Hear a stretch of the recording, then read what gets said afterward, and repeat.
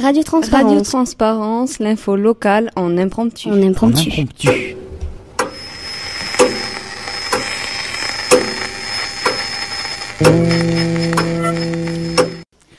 La bergère, l'ours, la politique politicienne et moi, un ouvrage paru aux éditions Edilivre sous la plume de Catherine Brunet qui est avec nous. Bonjour Catherine. Bonjour.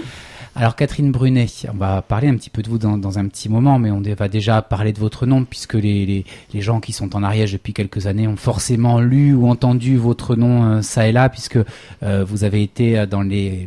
En tout cas, publiquement, et on y reviendra, une des porte-étendards de la présence de l'ours et de la réintroduction des ours dans les Pyrénées, ce qui vous a attiré, on va le voir, pas mal d'ennuis, un combat que vous avez mené depuis le début, et à ce titre-là, on a beaucoup entendu parler donc de Catherine Brunet, notamment dans le cadre de l'association que vous animiez, l'association pour la cohabitation pastorale, qui était chargée de placer des chiens patous dans les troupeaux qui montent en estif, armes contre les attaques d'ours, et qui a causé beaucoup de polémiques sur lesquelles on reviendra.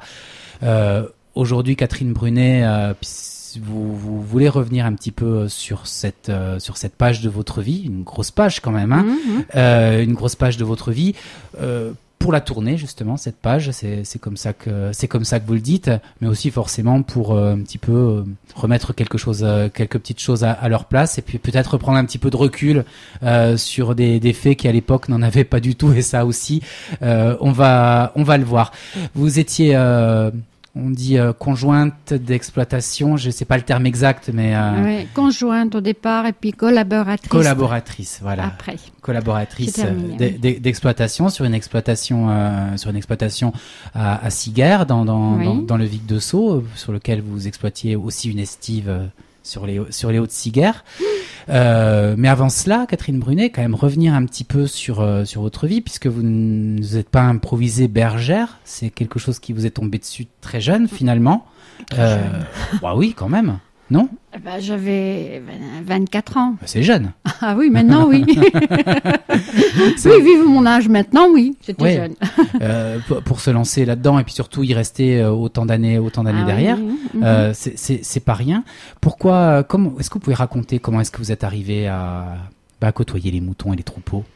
Donc je raconte tout ça dans le livre, un peu au départ. Donc en fait c'est le hasard qui a voulu que je devienne bergère. Et j'ai commencé, en fait, c'est en fermant les yeux sur une page de recherche d'emploi. Et la deuxième annonce, c'était un éleveur qui cherchait une bergère. Et donc, j'y suis allée et puis c'est parti de là, quoi. Donc, chez un éleveur normand. Une race qui n'est pas du tout locale d'ailleurs, c'était la Romanov, et voilà, ça a débuté au début des années 80, c'est ça? Oui, voilà, c'est ça, 80. À peu près, elle n'a pas la mémoire des dates, c'est pour ça. Alors c'est aussi l'intérêt de ce livre, c'est que du coup, Catherine Brunet, comme vous n'avez pas de mémoire, visiblement, vous faites des doubles de tout ce que vous écrivez. Vous gardez, vous envoyez toujours à plusieurs destinataires, histoire d'eux, et donc vous avez des traces écrites de finalement tout ce que vous faites. Oui, parce que en fait j'ai besoin d'écrire. J'écris facilement, je sais pas, mais en tout cas j'ai besoin d'écrire pour mémoriser. Et donc et puis j'ai toujours écrit, répondu, argumenté et tout par écrit, et systématiquement c'est vrai, j'envoie à plusieurs personnes. Aux personnes concernées, mais pas qu'à qu'une personne, pour que ça ne reste pas comme je marque, dans la poubelle, quoi. Oui. Et donc, pour revenir à ce parcours-là, très rapidement, mais vous atterrissez en Provence, où vous vous occupez de divers troupeaux, vous apprenez aussi le métier, vous y rencontrez celui qui sera votre compagnon pendant 30 ans. Pendant une trentaine d'années, le père de vos enfants, et tous les deux, vous partez sur l'Ariège. Vous l'avez sillonné l'Ariège, d'est en ouest. Oui, tout à fait. Avant de vous positionner en montagne, vous avez été à Payès, je crois vers Montbel, et donc avant de vous installer dans une exploitation, donc à Siguer. Oui, c'est ça. Oui. Voilà, au pied de la montagne. Au pied de la montagne, à 1000 mètres d'altitude quand même. Et donc, c'est le dernier emplacement. Et là, on a acheté un bout de terrain et on y a construit une bergerie. Une bergerie dans des conditions un petit peu spartiates au début, oui. comme beaucoup d'ailleurs sans doute d'auditeurs de la radio ont pu connaître parce que ça a été le lot de beaucoup de gens qui se sont installés. Et encore, et ça reste encore une problématique par rapport à l'installation, trouver un terrain et oui. Sans compter que dans nos zones, trouver un terrain c'est une chose, trouver une maison, trouver une bergerie, un bâtiment agricole, mais que lorsque l'on fait de l'élevage extensif, les pâturages d'en bas doivent servir à la fauche, donc quand l'herbe pousse, il faut que les bêtes, pour pouvoir faire du foin pour les nourrir l'hiver, aillent ailleurs, et cet ailleurs, c'est la montagne. C'est la montagne, oui. Mais bon, nous, on est dans une zone qui est ce qu'on appelle la zone intermédiaire de l'Ariège. Et donc, on a fauché quelques parcelles au début, mais bon, c'était pas évident. Et donc, on a abandonné l'idée de faucher. Par contre, on nettoyait. Mais ça n'empêche qu'on utilisait la transhumance à partir du mois de juin. Une transhumance dans un site, vous le dites vous-même, qui est un site particulièrement difficile. Oui, et on parle pas des ours, hein. Non, récupérer. Mais c'est une estive qui est très loin des clichés et de ce que l'on voit des estives quand on monte en Fluge, qui sont souvent de grands espaces assez plats. Il faut être sportif quand même. Il y a beaucoup de dénivelé. Il faut un minimum de 3h30 en marchant bien. Ouais. Elle est loin de tout donc on peut pas y accéder ni en moto, ni en voiture et tout, et c'est tant mieux.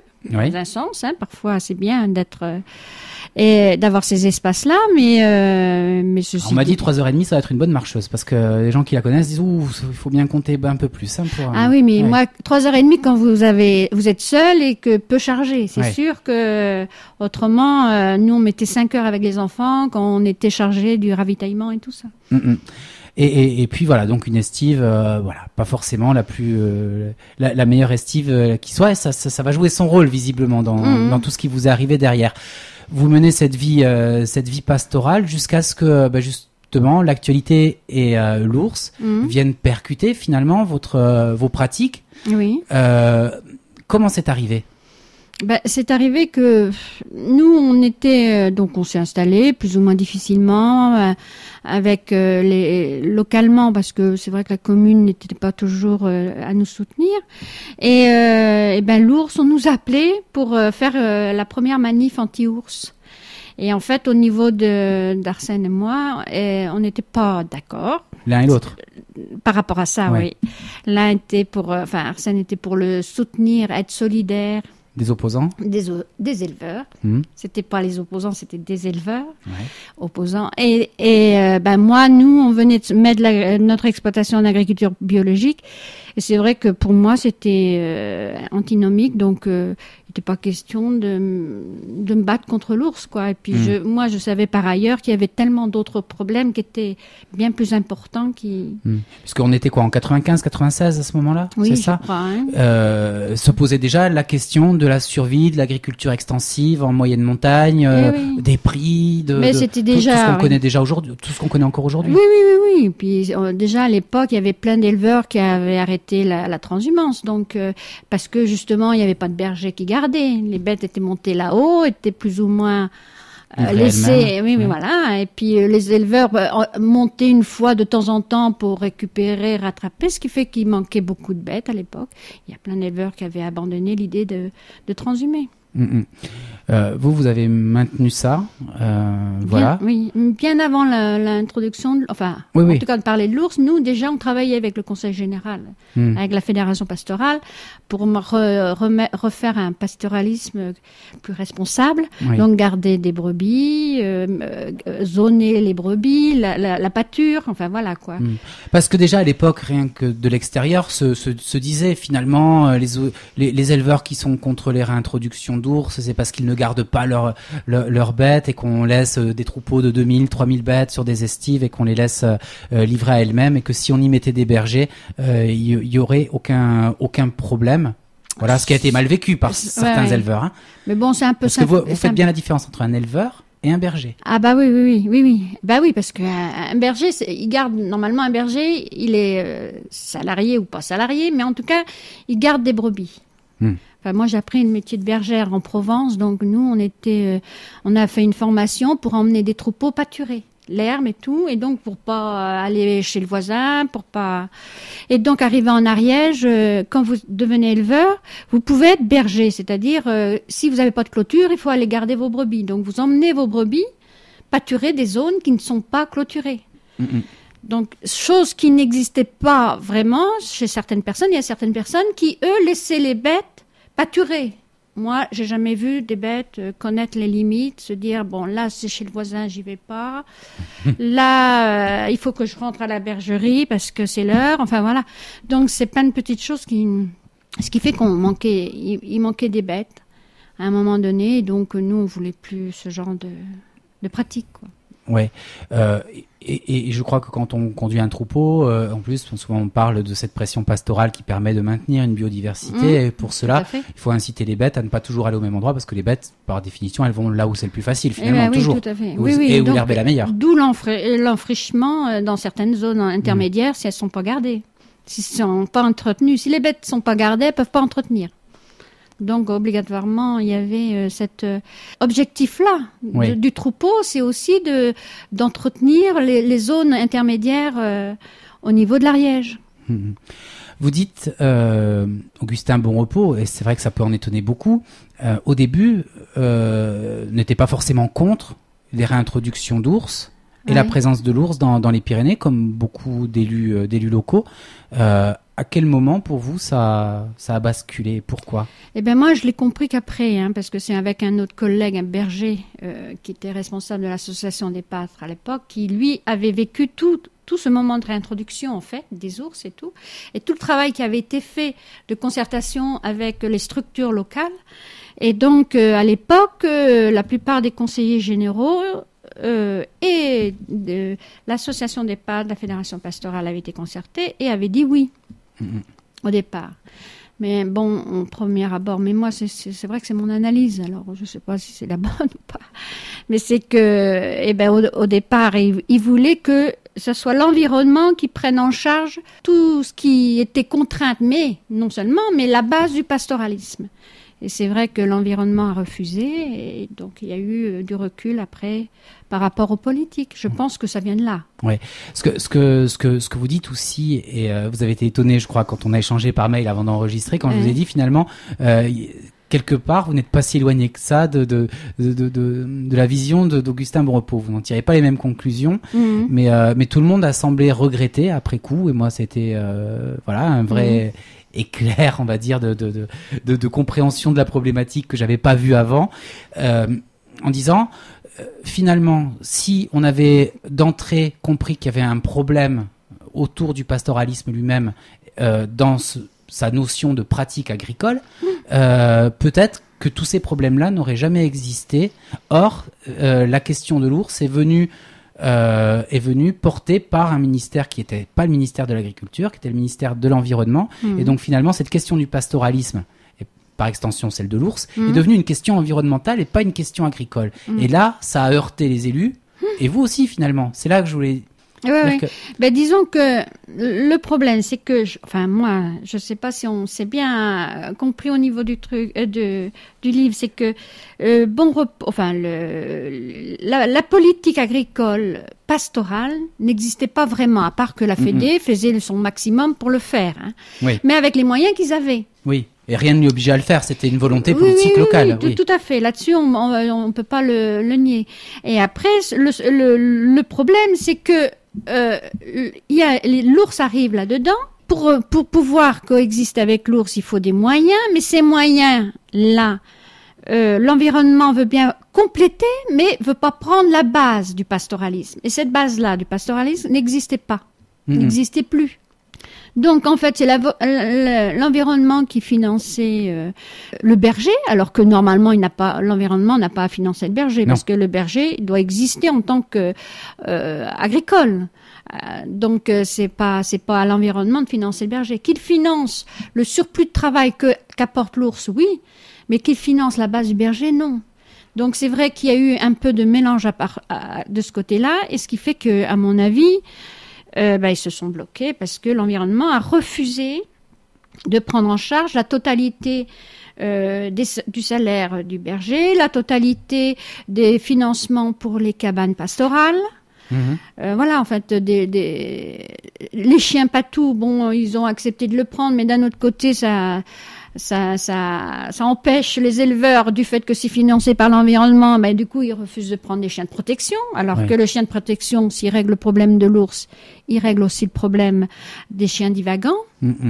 Donc, ou du vol des brebis qui existent.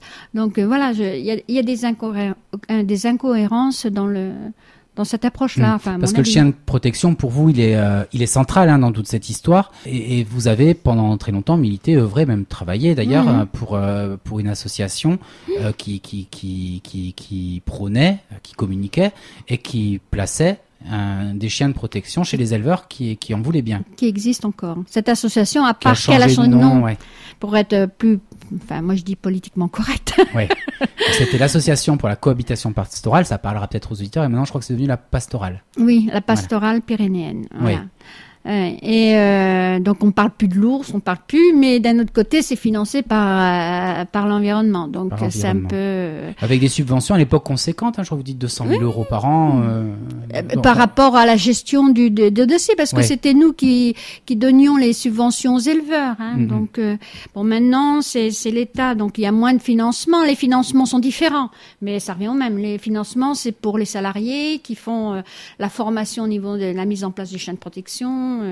Voilà, mais comment ça se passe? C'est-à-dire que l'association, donc avec ses subventions, forme des chiens, c'est ça, les achète, les forme, et ensuite les met à disposition. Comment ça se passe? Non, ce sont des éleveurs qui ont des chiens de protection, qui élèvent aussi des jeunes, et qui sont donc sur des troupeaux. Parce qu'il faut que le chien soit en place sur des troupeaux déjà, et donc qui mettent en lien avec d'autres éleveurs qui en ont besoin. Oui. Et quand on vérifie que la mise en place peut se faire et tout chez cet éleveur qui en a besoin, le technicien donc apporte le chiot chez cet éleveur, et puis la mise en place, il aide l'éleveur à mettre en place ce chien parce qu'il y a une technique à avoir. Il y a des choses qu'il faut savoir, il faut et ne pas faire, des choses à faire et pas faire, quoi. Et donc qui est important pour que ce chien soit bien mis en place. Oui.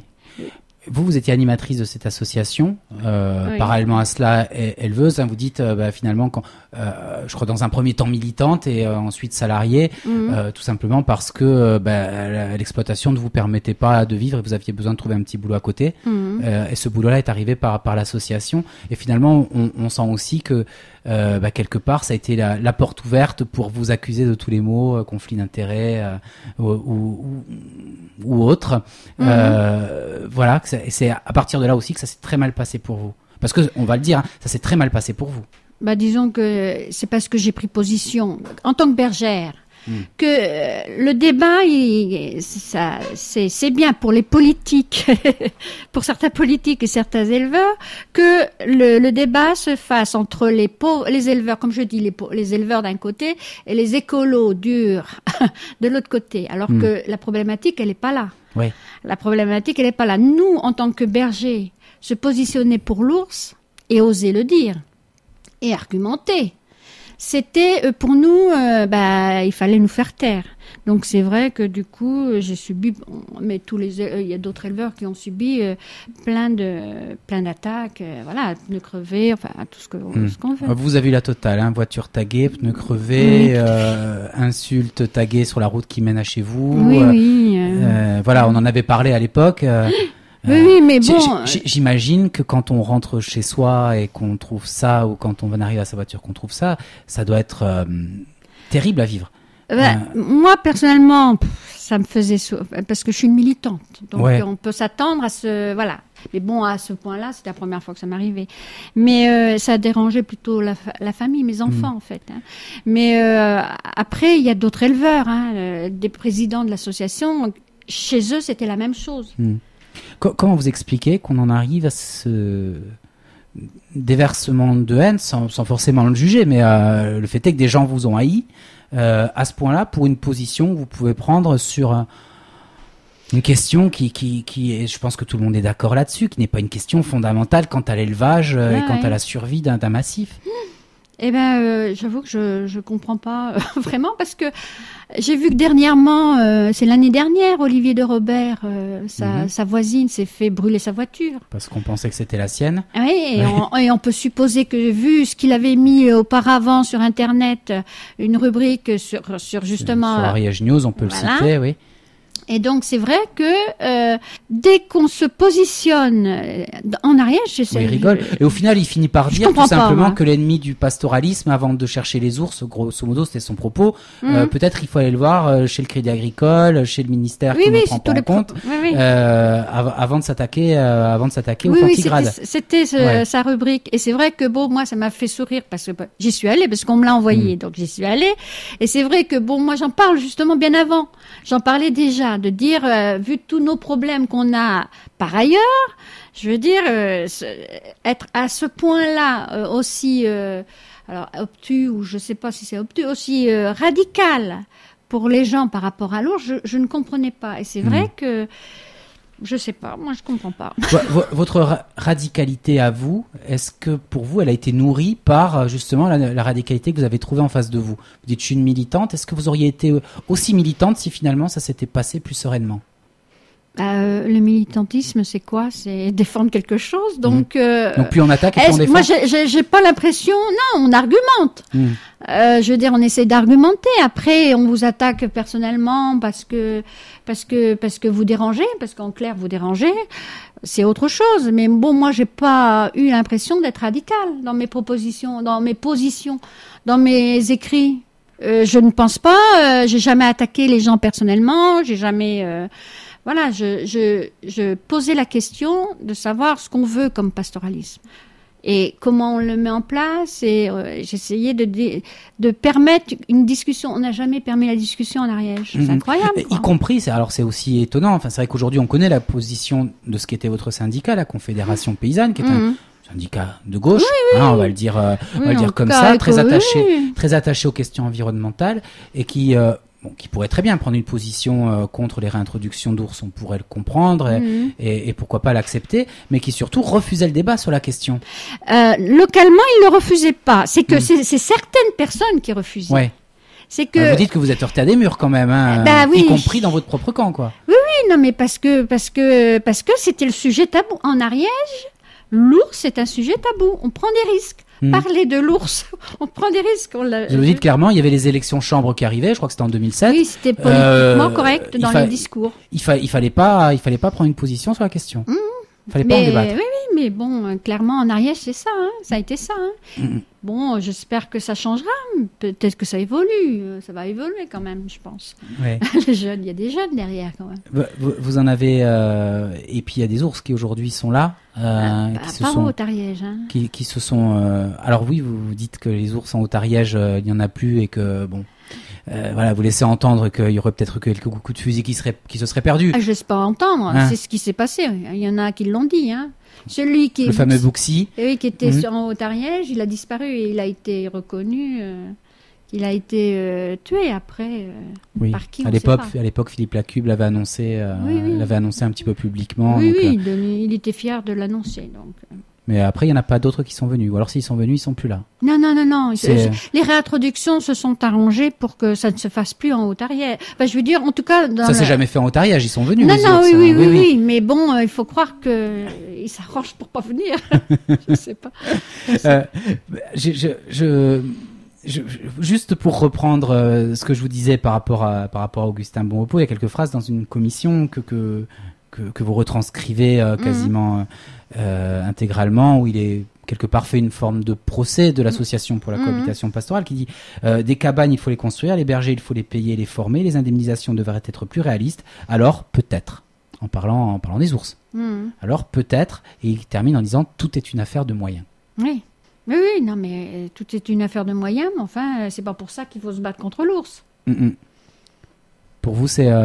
Mais il n'y a pas que ça non plus. Non, il n'y a pas que ça non plus. Je veux dire, des moyens, maintenant, on en a. Parce que je m'occupe des papiers encore.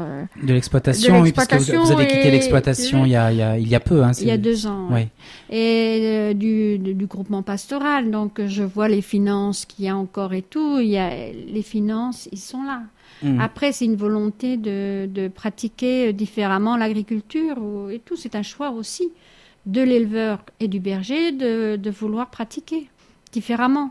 Différemment en étant compris, vous le dites dans le livre, je m'en souviens aussi, les accusations qui ont été qui ont été données à votre rencontre, c'est de toute manière Catherine Brunet, c'est pas une bergère, et puis de toute façon vous avez vu son troupeau, vous parlez d'un épisode où les bêtes redescendent sous les huées d'opposants aux ours ou d'éleveurs anti-ours, je sais pas comment on peut les appeler. Tout à l'heure je vous demandais comment est-ce que vous l'avez vécu. Vous qui dites avoir appris ce métier-là 30 ans auparavant, l'avoir toujours pratiqué, comment est-ce que vous avez vécu ça? Il se trouve que cette année-là, c'était nos enfants qui gardaient notre troupeau là-haut. Donc, notre troupeau, le troupeau du groupement. Et donc, c'est vrai que je me suis emballée. Je me suis emballée à part que quand ils m'ont vu arriver, ils se sont calmés un peu. Mais bon, ils étaient arrivés là pour prendre des photos orienté, parce que dans un troupeau, dans n'importe quel troupeau, vous trouvez des bêtes un peu plus menues, des boiteuses, ça arrive. Donc, si vous me photographiez un troupeau sans ça, je vous tire mon chapeau, parce que je crois que dans toutes les estives, puis non, moi on me le dit, je veux dire, il n'y a pas de souci, il y a des bêtes qui sont un peu plus maigres, plus vieilles, qui sont boiteuses. Donc nous, obligatoirement, il y en a qui descendent comme ça, et qu'est-ce qu'on va prendre en photo? Celle-là. Donc c'est vrai que pour moi ça a été la goutte qui a été un peu loin, quoi. Donc j'ai écrit. Oui, vous avez beaucoup écrit dans ce livre. Je rappelle, il s'appelle La bergère, l'ours, la politique politicienne et moi, par Catherine Brunet. Vous reprenez, je le disais en introduction, vous étayez tout ce que vous dites par des échanges, des lettres, des communiqués, des choses comme si vous aviez besoin de donner le poids de ces courriers envoyés à l'époque à votre propos, comme si on ne pouvait pas vous croire sur parole. On sent que là-dessus, il y a vraiment eu un vrai problème pour vous, de pouvoir juste communiquer simplement avec les gens. Disons que pour moi, c'était... j'ai fait ce livre parce que... je me dis que c'est mon dernier acte militant par rapport à cette cause-là. Et donc, pour cela, il fallait... moi, il se trouve que comme j'écris beaucoup, donc tous les écrits, je les ai gardés. Donc... Et c'est vrai que quand vous les avez côte à côte, puis j'ai ajouté pas que mes écrits, il y a aussi la commission d'enquête, je veux dire, il y a des écrits d'un collègue, il y a plein de choses aussi que j'ai mis côte à côte pour que les gens aient vraiment envie, pas envie, mais au moins qu'ils comprennent. Je leur donne des éléments pour comprendre. Après, ma foi, on verra si je me suis trompée d'objectif ou pas. Ouais. Qu'est-ce que vous en attendez d'un livre comme celui-là ? Au-delà du fait de, pour vous, tourner la page, on l'a bien compris, donc vous avez quitté l'exploitation et votre compagnon il y a peu. Donc vous avez besoin aussi peut-être de mettre un point à tout ça et voilà. Mais sur un plan militant, vous en attendez quoi ? Peut-être que les gens se reposent la question. Les politiques essayent d'être un peu, qu'ils dépassent cette polémique et qu'ils, s'ils regardent l'intérêt de l'éleveur, du berger, de la montagne. Il y a quelque chose à faire. En voyant la page se tourner, là on sort tout juste des élections départementales, Augustin Bonrepos n'est plus là, Robert Zonck, qui était aussi un opposant, pas qu'un peu, on va dire comme ça, des réintroductions n'est plus là non plus. Une nouvelle génération est en train de se mettre en place. Est-ce que vous pensez que ce regard sur l'ours peut bouger ? Faut l'espérer, hein. Oui, mais ça, l'espérer, vous pouvez, mais le penser, c'est différent. On n'est jamais sûr de demain. Alors, non, moi, c'est un élément que je donne. Après, ça serait bien, j'y crois. Moi, j'y crois toujours. Je suis quelqu'un qui est optimiste. Donc, par nature. Et puis, il y a les jeunes, je pense, qui sont différents. Et je pense que ça va avancer. Ça met du temps, mais bon.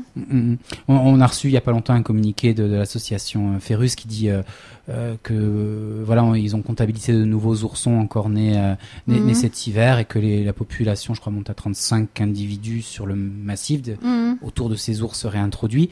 Ils en veulent plus, ils en veulent bien sûr plus. Mais déjà d'avoir visiblement pérennisé quand même, au moins pour un temps, cette présence de l'ours. Pour vous, c'est déjà un pas de franchi? Parce que personne ne dit qu'il faut les enlever, ou plus grand monde ne dit qu'il faut les enlever. Maintenant, on dit qu'il ne faut pas en rajouter. Oui, non, mais en fait, moi, je me suis pas vraiment battue pour l'ours en lui-même, en fait. Je me suis battue pour... Enfin, moi, j'ai eu l'avantage de vivre à ce moment-là avec l'ours sur l'exploitation. Donc, j'ai eu ce plaisir-là, moi, de vivre avec. Vous l'avez croisé une paire de fois. Oui, je l'ai croisé, mais loin. sans vraiment, voilà, sans voir les traces. En tout cas, nous, on avait les traces. Et puis moi, quand je gardais, vos enfants l'ont vu de loin passer. Oui. Et le fait d'entendre les chiens de protection, de travailler d'une certaine manière, vous savez qu'il est là. Donc, qu'il est pas loin, parce que nous, on pâturait. Moi, je gardais le troupeau dans le bois et tout. Donc, et c'est vrai que, bon, moi, j'ai eu la chance. Moi, je dis que c'est une chance, un privilège d'avoir gardé dans cette zone-là.